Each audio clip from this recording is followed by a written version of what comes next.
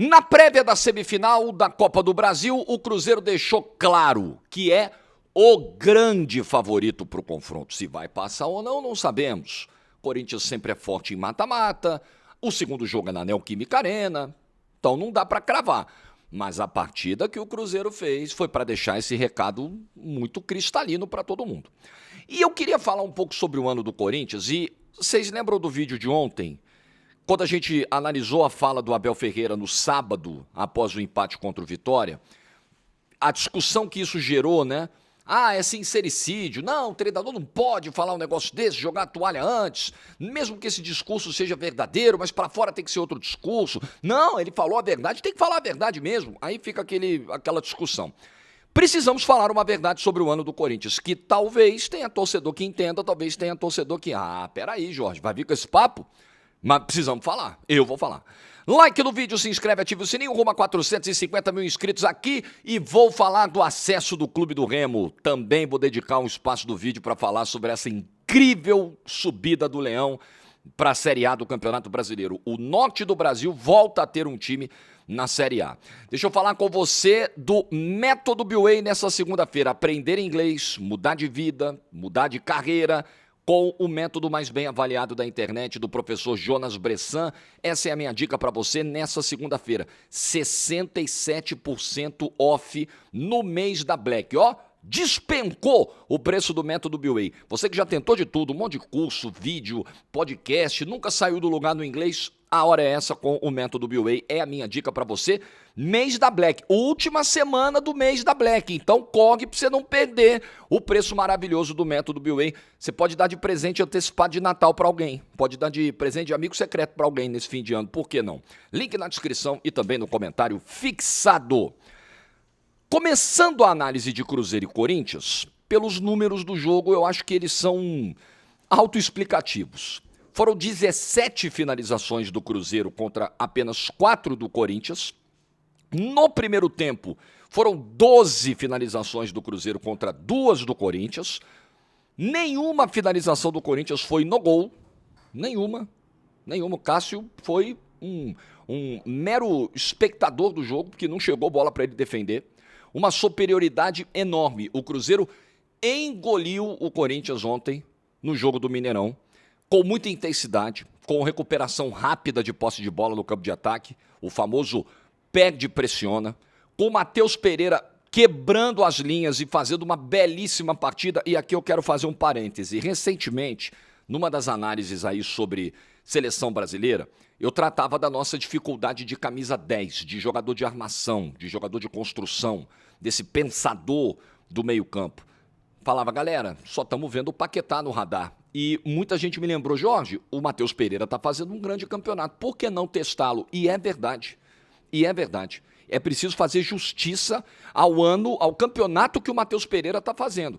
Um ano que começa conturbado, vocês lembram, né? Vai sair, não vai sair, aí ele dá aquela declaração lá nos Estados Unidos que não pega muito bem durante a pré-temporada, mas as coisas se arrumaram e o futebol do Matheus Pereira apareceu de novo, cresceu de novo. O Cruzeiro sentiu falta desse Matheus Pereira, por exemplo, no fim do ano passado, naquela reta final do ano passado, na decisão da Sul-Americana e tudo mais.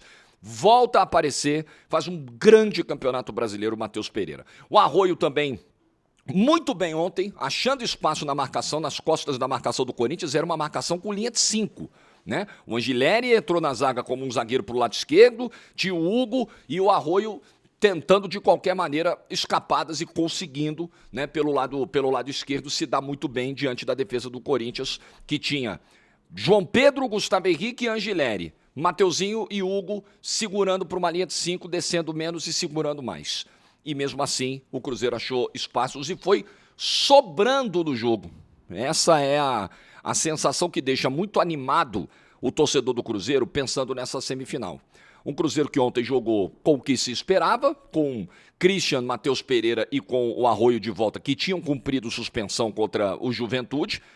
E eu acho que o jogo de Caxias do Sul, o resultado, os 2 pontos perdidos, numa rodada em que Flamengo e Palmeiras também tinham perdido pontos, esse resultado ele deixou eu não sei se uma lição, mas eu acho que ele ele fez o Cruzeiro entrar ainda mais ligado no jogo de ontem. A obrigação de dar uma resposta, não só em placar, mas em atuação. E o Cruzeiro fez isso. O Cruzeiro pegou o Corinthians e botou o Corinthians lá atrás e deixou o Corinthians encurralado. E o Corinthians não conseguia sair. 2 gols do Caio Jorge, o primeiro numa bela jogada do Matheus Pereira. Um ano incrível, maravilhoso do Caio Jorge, fantástico. Continua fazendo seus gols, continua sendo importante, continua sendo decisivo e vai brigar até o final, gol a gol, pela artilharia do campeonato. Ele tem 21 gols, o Arrascaeta tem 18. O Vitor Roque com 16 está um pouco para trás e no momento em que o Palmeiras não marca gol há 3 jogos, né? São 7 tempos inteiros de jogo, o segundo tempo contra o Mirassol e os jogos contra Santos, Vitória e Fluminense, que o Palmeiras não marcou gol. Vitor Roque acabou ficando para trás nessa briga pela artilharia, mas o Caio Jorge não fica para trás. Não diminui o ritmo, não diminui a batida e está numa fase incrível, num ano maravilhoso, é um dos grandes responsáveis por esse ressurgimento do Cruzeiro. Então foram 12 finalizações do Cruzeiro no primeiro tempo, como eu disse, 2 só do Corinthians e o Corinthians não acertou o gol nenhuma vez. Nenhuma vez. E aí no segundo tempo, o Cruzeiro faz o segundo gol logo cedo, não diminui esse ritmo, né? Jogada do Arroio, a bola desviou, passou pelo Matheus Pereira, gol do Caio Jorge. É o centroavante que está sempre no lugar certo na hora certa. Então é uma vitória muito, muito segura do Cruzeiro, de muita autoridade do Cruzeiro. Um 3-0 que foi construído com, como eu digo, né? O placar ele é correto com o que o jogo mostrou. O 3-0 foi construído de uma maneira muito correta pelo Cruzeiro no jogo de ontem. E aí depois tem Arroio e Caio Jorge participando.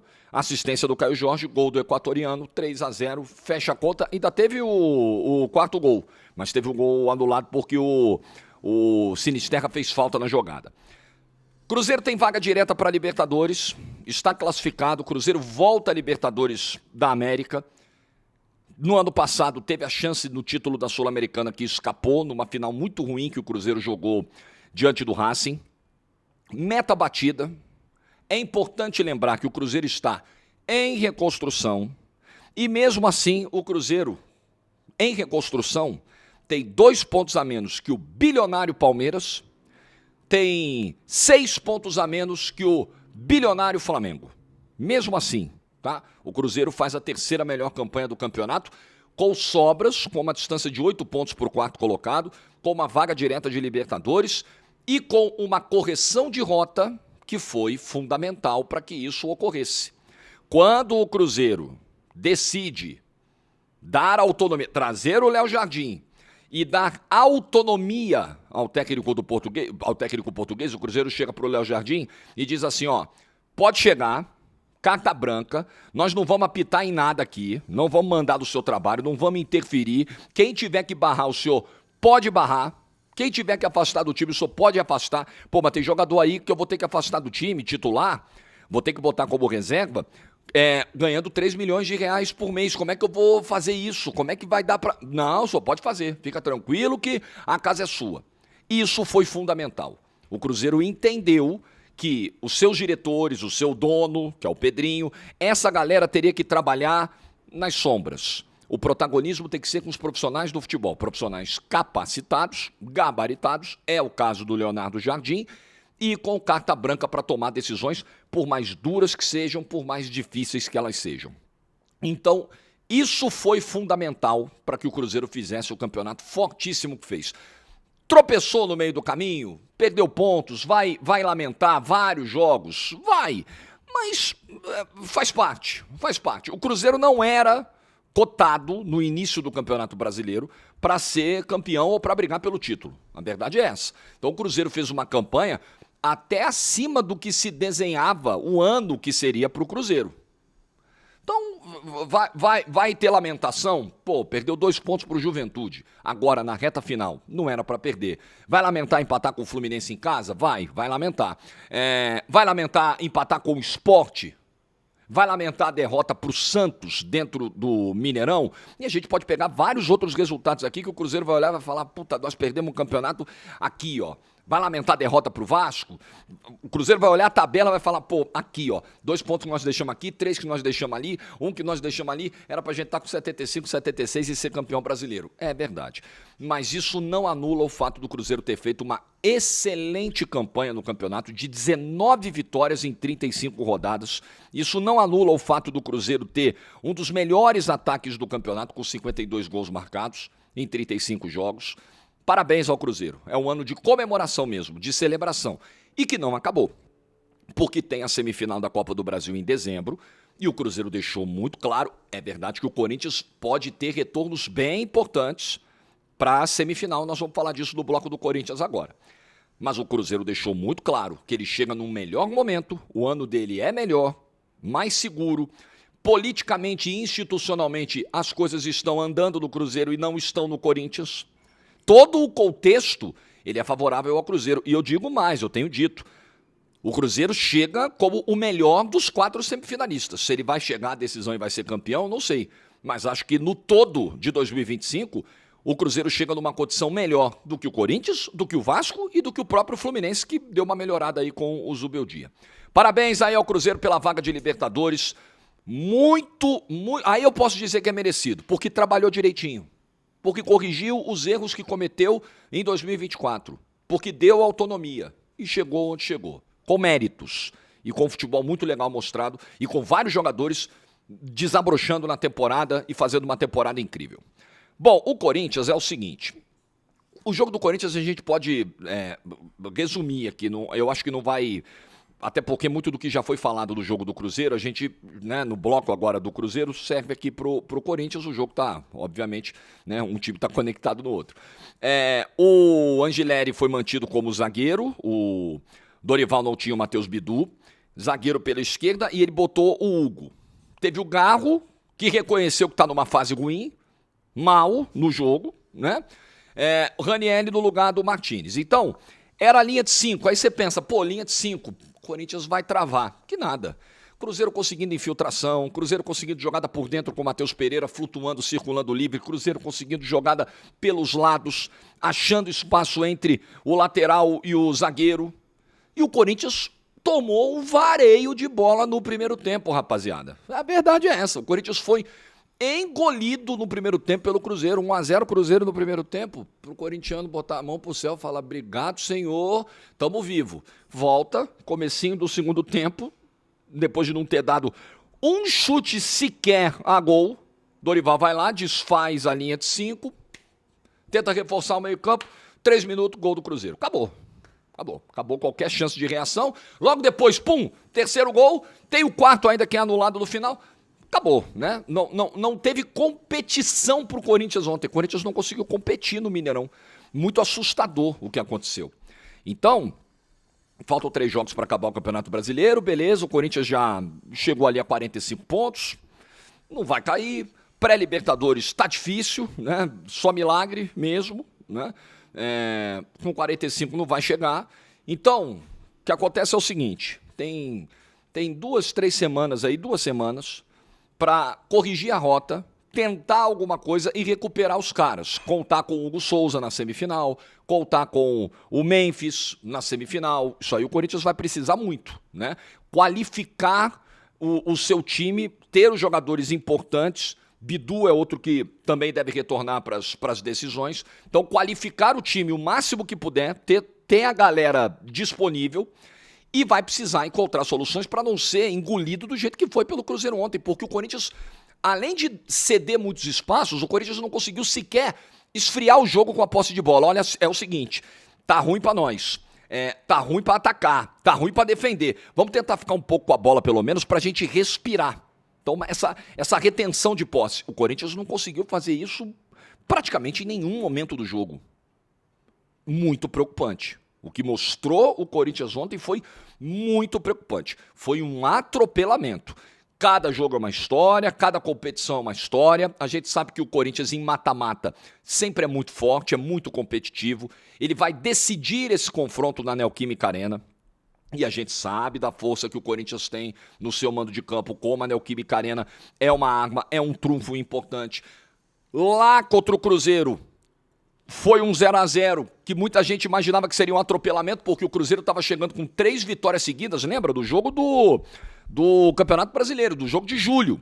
O Cruzeiro tinha vencido Grêmio, Fluminense e Juventude em sequência. Aí chegou para pegar o Corinthians. Ih, esquece, vai atropelar. O Corinthians... Né? E foi 0-0. E teve jogo. Então o corintiano pode se apegar nisso, né? Num cara como o Memphis, por exemplo, que decide jogo, como decidiu o clássico contra o São Paulo, e ele deve estar disponível. Eu imagino que para esse jogo grande, né, o Memphis consiga estar disponível, é o mínimo que se espera, né, por tudo que ganha, por tudo que recebe, pela relação custo-benefício que eu acho que ainda não está compensando no Corinthians. E fazer esse meia-culpa, como o Garro fez ontem. Pô, eu tenho que melhorar o rendimento. Eu entendo as cobranças e tal, eu preciso melhorar. A gente fica com vergonha do que está acontecendo, pela camisa que a gente representa, do jeito que foi o jogo, somos os primeiros a nos cobrar, o grupo tem autocrítica. Eu acho que esse tem que ser o discurso mesmo. Esse tem que ser o discurso para fora e esse tem que ser o pensamento interno para corrigir. Porque o Corinthians, por mais que tenha todos os problemas que tem, o Corinthians tem material para jogar mais, para pelo menos competir melhor contra o Cruzeiro. Coisa que não aconteceu ontem. O Corinthians simplesmente foi o time que não existiu dentro do Mineirão. E quando termina o jogo 3-0, com o Cruzeiro tendo o 4º gol anulado, o corintiano tem que ter a mesma sensação do primeiro tempo. Graças a Deus, foi só 3-0. Por incrível que pareça. Comemorar porque perdeu só de 3. Era para ter sido pior. 90 minutos, assim, você pode passar por uma semifinal de Copa do Brasil sem finalizar no gol adversário durante 90 minutos. Pode. Ganhar nos pênaltis. Pode acontecer. Mas, convenhamos, as chances ficam muito menores. Se o Corinthians não conseguir agredir o Cruzeiro, competir contra o Cruzeiro. Se ontem foi uma prévia da semifinal, é para o corintiano ficar muito preocupado. Mas, olhando o outro lado, é para o corintiano, é para o Corinthians olhar e falar, sabemos onde está o problema. Tem 2 semanas para resolver. Vamos ver se o Dorival vai conseguir resolver. E eu disse no início do vídeo que eu ia falar um pouco sobre o que eu penso do ano do Corinthians, tá? Então vamos lá. É sempre muito difícil falar. Eu não vou tratar isso como uma verdade absoluta, né? Mas é muito difícil falar coisas que muitas vezes as pessoas não querem ouvir, não estão preparadas para ouvir, né? Não se permitem ouvir, compreender, é muito difícil. A missão de quem está desse lado aqui, a missão de quem forma opinião, de quem emite opinião, de quem tem microfone, né, poderoso aí nas mãos, alguns com um alcance gigante, é uma missão muito difícil. Mas a gente tem que exercer essa missão. Eu acho que, para as tradições do Corinthians, dizer que o ano de 2025 é um bom ano seria não sei se um erro, mas eu acho que não casa com o que o Corinthians representa, com a grandeza, com tudo que se espera, né, com os títulos conquistados, com o tamanho da torcida, etc. Agora, nós precisamos olhar para a realidade. Às vezes a realidade, ela nos coloca numa posição muito distante do ideal. E a gente tem que viver com a realidade. Entre a realidade e a ilusão, eu prefiro viver com a realidade. E o Corinthians terminar o Campeonato Brasileiro, nesse momento em 10º, atingir 45 pontos. Faltavam 5 rodadas, o Corinthians tinha atingido 45 pontos, que é a faixa de pontuação de permanência. Ganhou o Campeonato Paulista do maior rival, impediu o tetra do maior rival. Eliminou esse mesmo maior rival meses depois, em agosto, na Copa do Brasil. Vai jogar a semifinal da Copa do Brasil. É um bom ano.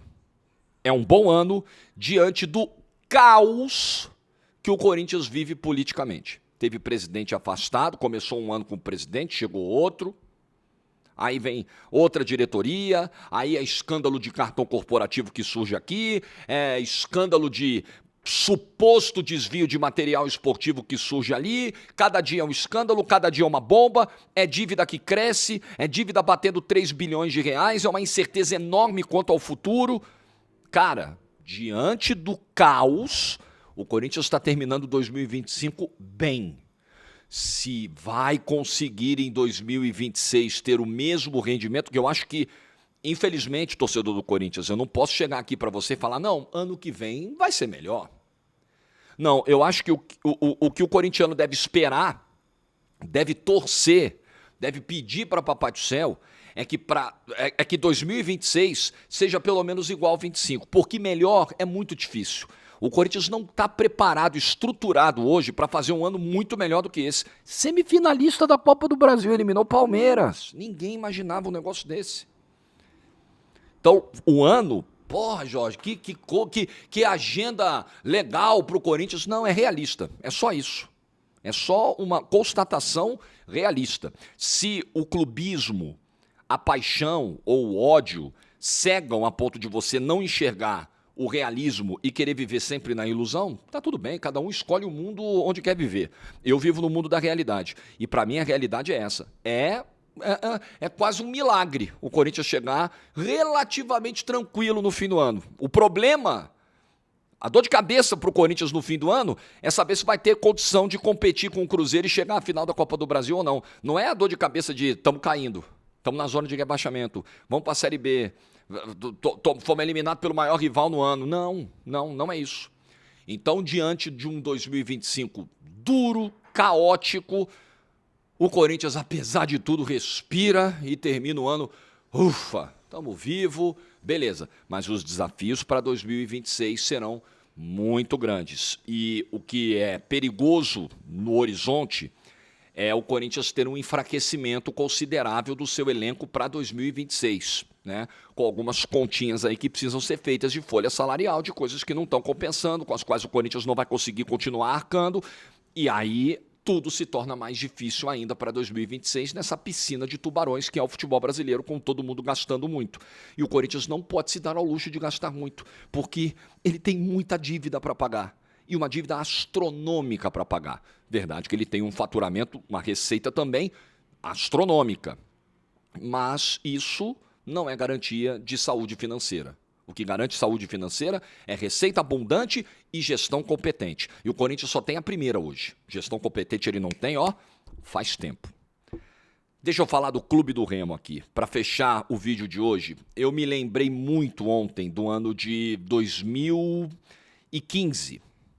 Em 2015, no Esporte Interativo, eu transmiti a Série D do Campeonato Brasileiro. Nós fizemos durante alguns anos no Esporte Interativo, que era o antigo nome da TNT Esportes, a Série C e a Série D. E o Remo, em 2015, saiu da Série D, subiu num confronto contra o Operário de Ponta Grossa, 3-1 no Mangueirão, e eu fui lá com o Bruno Formiga na época, e o Diogo Pugé foi o nosso repórter, que era o nosso repórter de Belém, e eu fiz o acesso do Remo, e foi meu primeiro contato com a torcida do Remo, com o Fenômeno Azul, né? Primeira vez que eu pisei em Belém, e vi uma torcida incrível, apaixonada, é uma praça incrível Belém, como Belém ama futebol, respira futebol. Belém não poderia ter ficado fora da Copa do Mundo de 2014, por exemplo, né? Foi um pecado que foi feito, com toda a tradição, com as duas torcidas apaixonadas de Remo e Paysandu, com as multidões que sempre vão ao Mangueirão. Acho que foi um pecado, foi uma injustiça, com uma praça que gosta tanto de futebol e outras praças que nem respiram tanto futebol assim, tiveram um jogo na Copa do Mundo. Mas enfim, então o Remo ali subia para a Série D do Campeonato Brasileiro, da D para C, 2015. 10 anos depois, o Remo vai parar na Série A do Campeonato Brasileiro. Um clube do Norte, há 21 anos, nós não tínhamos um representante da região Norte no Campeonato Brasileiro. O Remo nunca participou da Série A nesse atual formato. Nunca chegou na Série A nessa era pontos corridos, né, de 2003 para cá, nunca chegou. Então, é uma história incrível, maravilhosa. O Remo sobe em 2015 para a Série C, fica 4 anos na Série C, de 2016 a 2020, volta para a Série B depois de 14 anos, depois tem rebaixamento, depois volta de novo, conquista o acesso na Série C de 2024, na Série B de 2025 ele conquista o acesso para a Série A.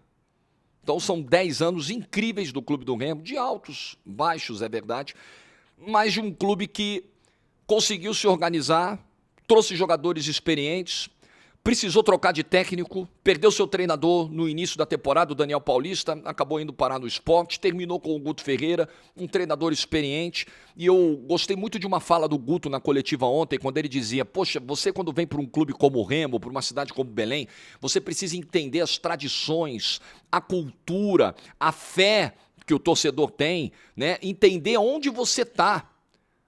E o Guto Ferreira, ele conseguiu essa conexão muito rápida com o Remo, com toda a bagagem, com toda a experiência que tem, entendendo o que o futebol representa para a cidade, o que o futebol representa para o remista, né?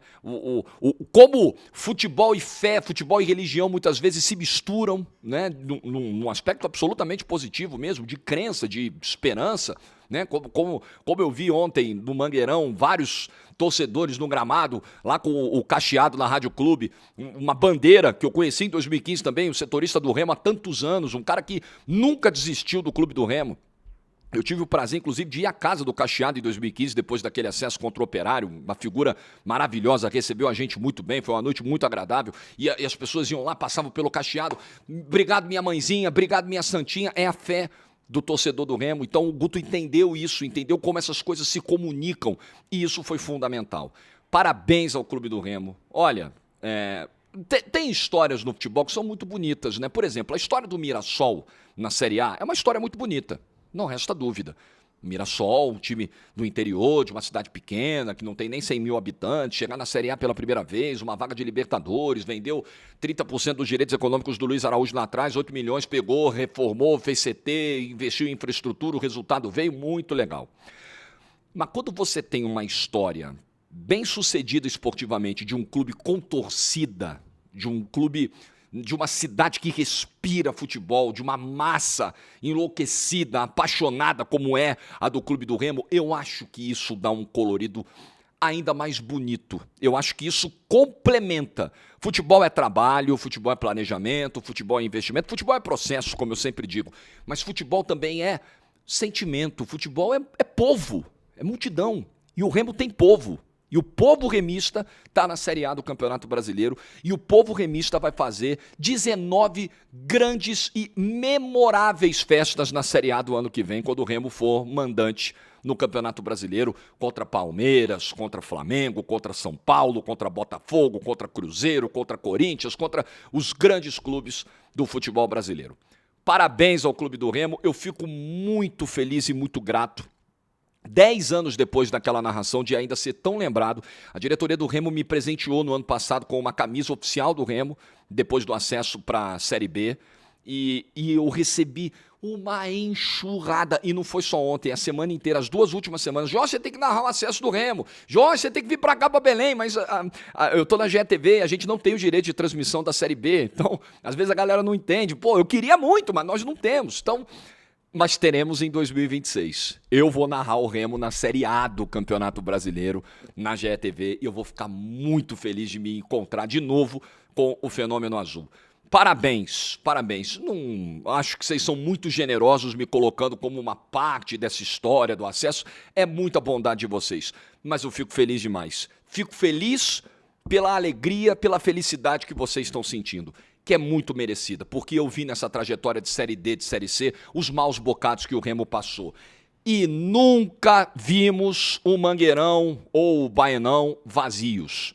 Independentemente da sequência, tropeços, insucessos, perde final de Copa Verde, é eliminado em Série C, aquele desespero. Nunca o torcedor do Clube do Remo abandonou esse time. Nunca, nem nos piores momentos, nem no fundo do poço. Então, se tem uma torcida que merece jogar a primeira divisão e viver o sentimento de uma Série A do Campeonato Brasileiro, é a torcida do Clube do Remo. Parabéns, Fenômeno Azul, pelo acesso. Lindíssimo, histórico, memorável. Ganhou do Goiás, saiu perdendo o jogo aos 7 minutos, virou o jogo para 3-1 e contou com a derrota do Criciúma para o Cuiabá. Cuiabá já meio de tabela, não tinha mais nada para fazer no campeonato, ganhou 1-0 e essa combinação colocou o Remo na Série A. E o Remo ganhou do Goiás, começou a rodada atrás do Goiás, era o confronto direto também. Que história, que história. É o acesso mais lindo dos 4. Parabéns a Coritiba, campeão, Atlético e Chapecoense. Mas a história, o acesso, com todo respeito, o acesso mais incrível desses 4 foi o acesso do Clube do Remo. Feito o vídeo, boa semana para todo mundo. Leão, te vejo na Série A 2026 e vai ser uma honra. Like no vídeo se você ficou até o final, juízo e tchau.